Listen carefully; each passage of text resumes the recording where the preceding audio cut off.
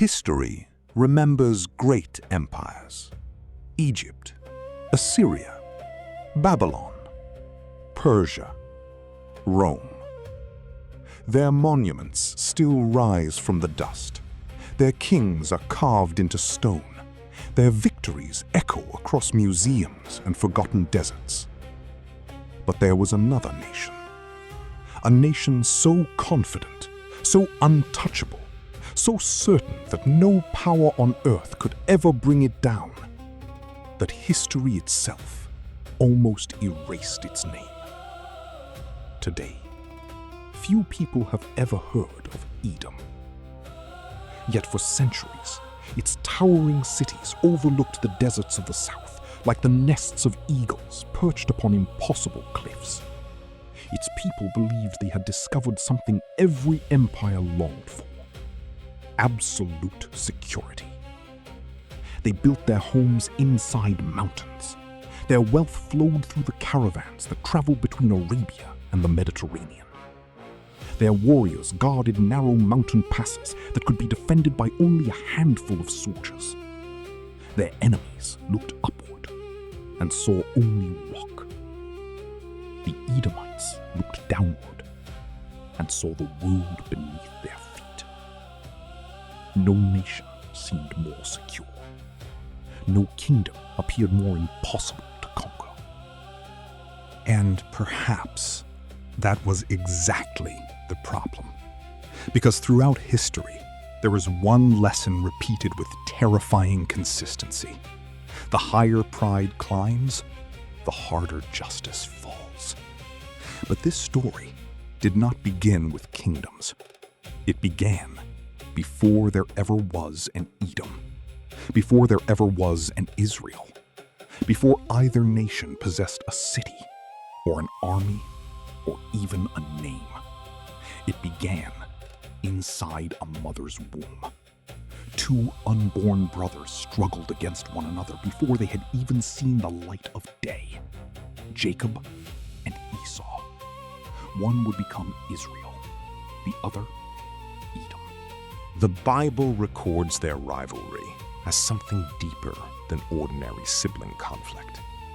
It was as though history itself had chosen them to represent two paths, one toward covenant, the other toward self-reliance. Generations passed. The brothers died. Their children became tribes. Their tribes became nations. Yet the old wound never healed. Whenever Israel suffered, Edom remembered ancient resentment. Whenever Israel prospered, Edom watched with jealousy. They were relatives, close enough to remember they were family, yet divided enough to become enemies. Centuries unfolded. Kings rose. Kings fell. Empires marched across the ancient world. Assyria came, then Babylon. Every nation trembled before Nebuchadnezzar. Jerusalem, the holy city, stood surrounded. Its walls collapsed beneath Babylonian siege engines. Its gates burned. Its temple, the very place where generations believed heaven met earth, was reduced to smoke, shattered stones, and glowing embers. Men were slaughtered. Women cried through streets filled with fire. Children disappeared into captivity. The kingdom of Judah ceased to exist. It should have been a moment that united distant relatives in grief. After all, Israel and Edom shared blood, shared ancestry, shared Abraham, shared Isaac, shared memories reaching back to Jacob and Esau. But instead, Edom stood and watched. Not with sorrow, with satisfaction. They celebrated another nation's destruction, their own family. Some joined the invaders. Others blocked the escape routes. Some hunted fugitives who fled the burning city. Others captured terrified survivors, only to hand them over to Babylon. Those who escaped the sword were betrayed by their own cousins. It was one of the darkest acts of treachery recorded anywhere in the Old Testament. And heaven was watching. Then, without introduction, without genealogy, without explanation, a prophet stepped into history. His name was Obadiah. Nothing else is known about him. No family record survives. No hometown. No biography. No royal appointment. No list of miracles. His name simply appears, like a messenger walking out of the wilderness, carrying only one thing: a verdict. His name means servant of the Lord. And his book, only 21 verses long, contains one of the fiercest declarations of divine justice ever spoken. The vision of Obadiah. Not speculation, not political commentary. A vision. A revelation received from the sovereign Lord himself concerning Edom. The announcement begins as though heaven has already dispatched ambassadors across the nations. A summons has gone out. An unseen messenger races through kingdoms declaring, "Rise. Let us rise against her for battle." The sentence has already been written. Only the execution remains. God speaks directly to Edom. "I will make you small among the nations." Not merely defeated, reduced, insignificant, despised. The nation that once towered above its neighbors would become one scarcely remembered. Then comes one of Scripture's greatest diagnoses of human pride. The pride of your heart has deceived you. Notice, not merely pride, self-deception.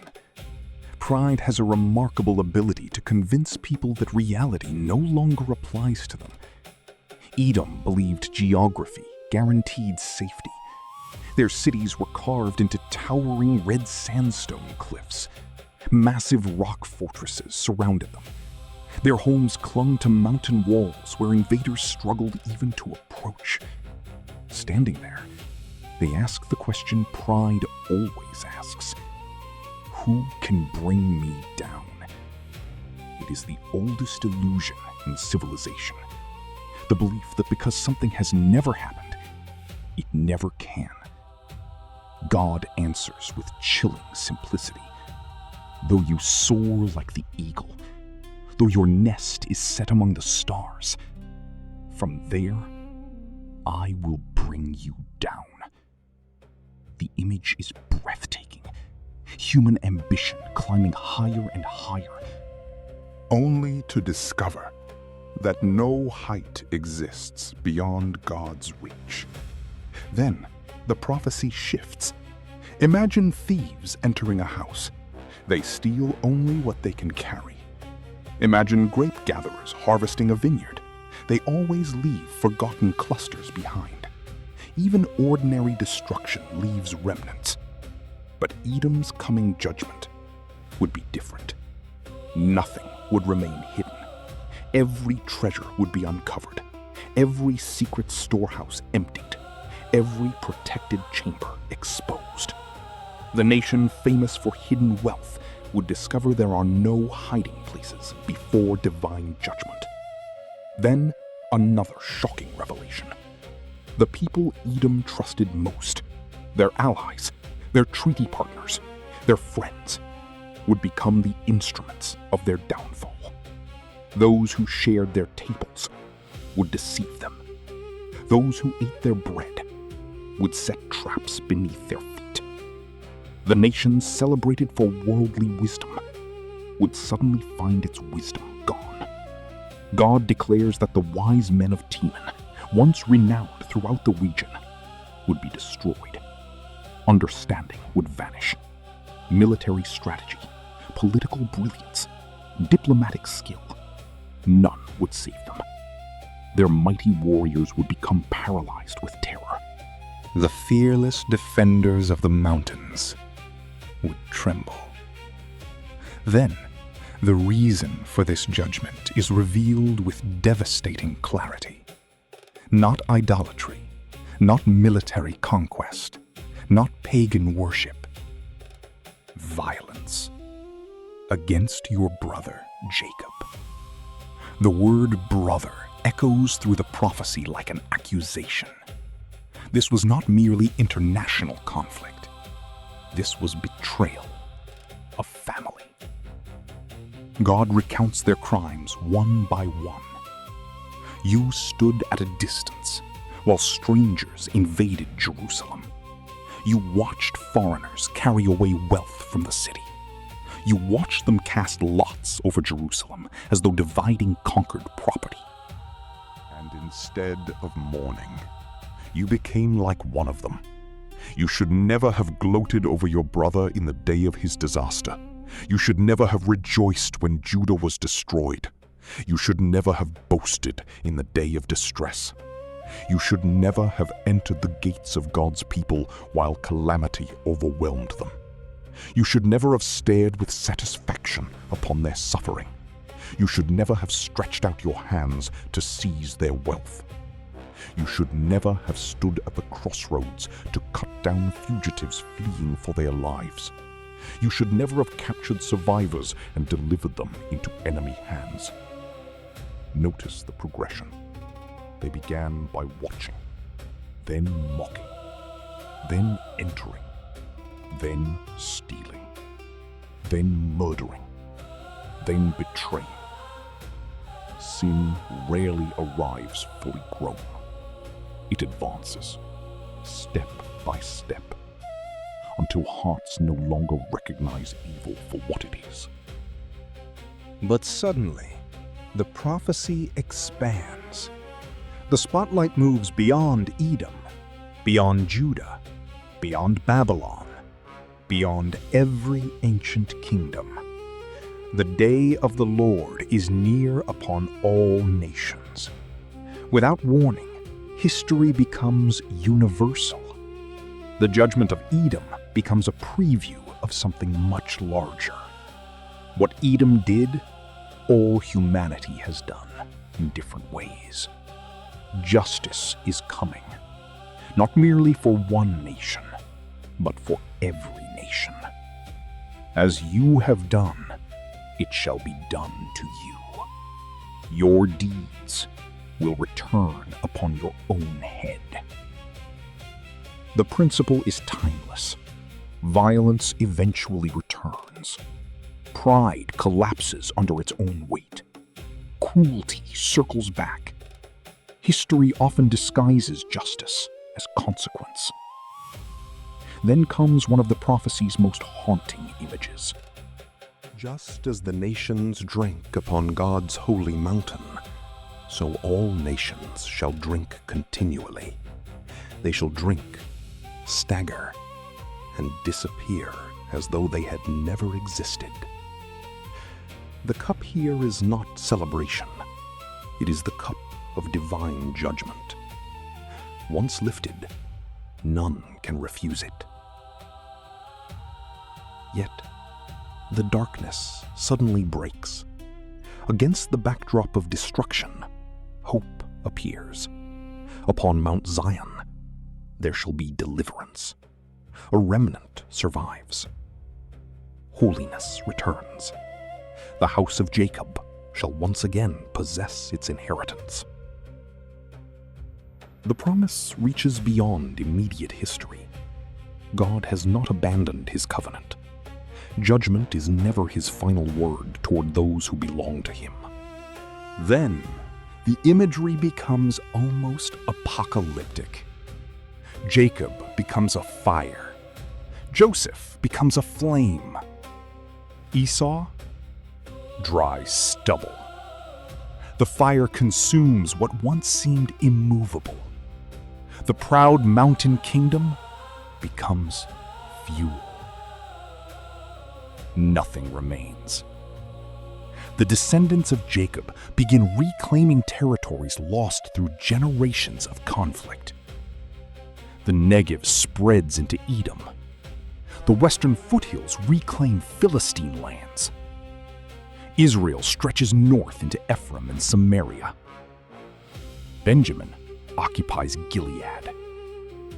Exiles return from distant lands.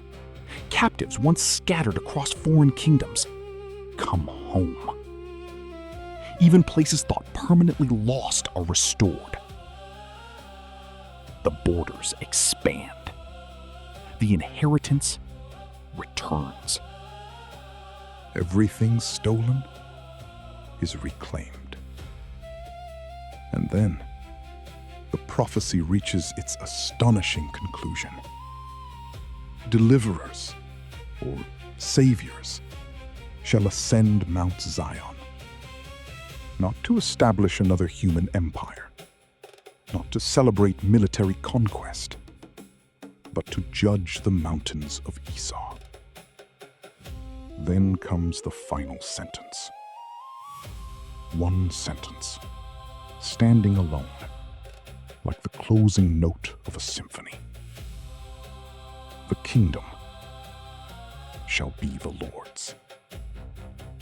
Not Babylon's, not Edom's, not Persia's, not Greece's, not Rome's, not any government history would ever produce. Empires rise, empires collapse.